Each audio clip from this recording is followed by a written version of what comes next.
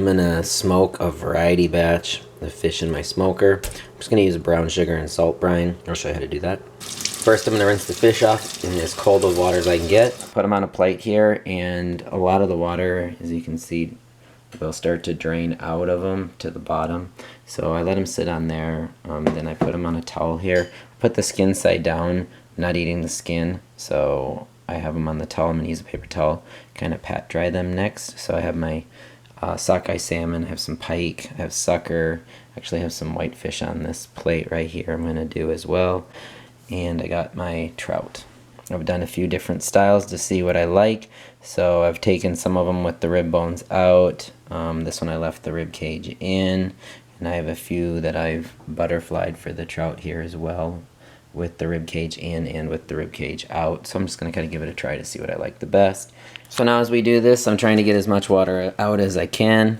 And so I'm using these paper towels and really pushing down on them. So some fish will hold more than others.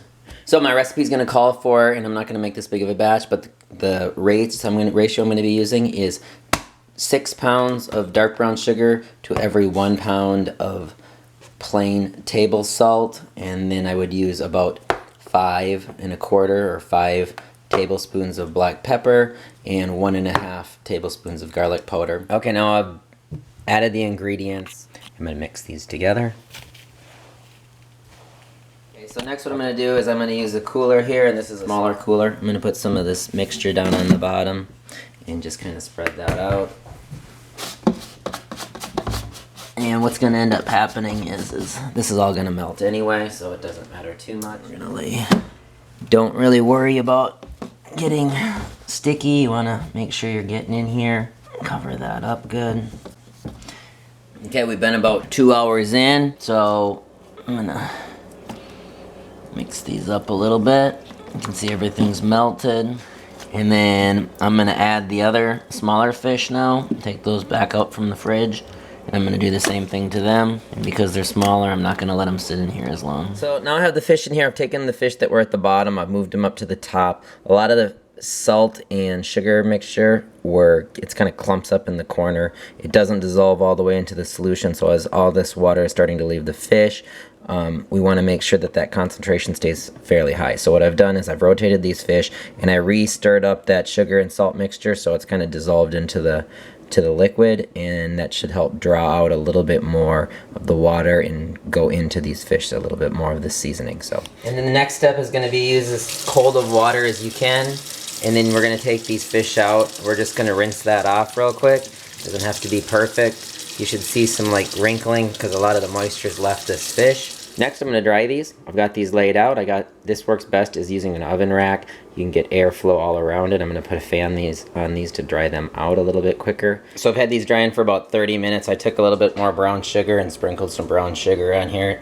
You can see it's pulling out some of that moisture again. This is actually going to glaze over, so I'm going to let this sit for a little bit.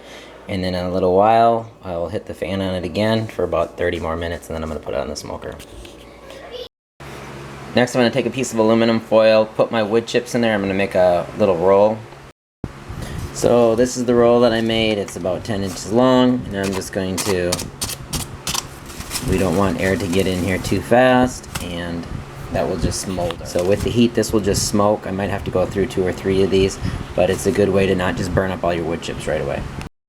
So the next, I'm going to spray the racks that I'll put the fish on with canola oil.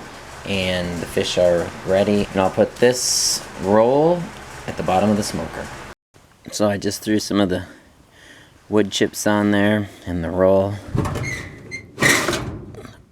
Close that. I just put the fish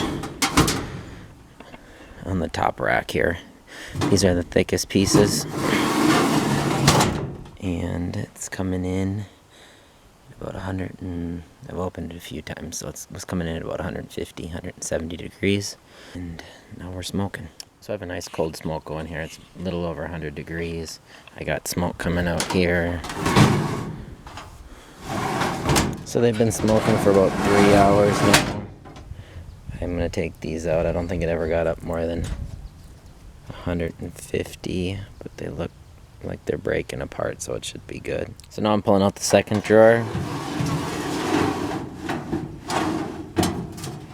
And these look nice. These fish are actually cooked pretty nice. They're stiff. They're dried out a little bit more how I like them. So top drawer, I only saw it get up to about 150.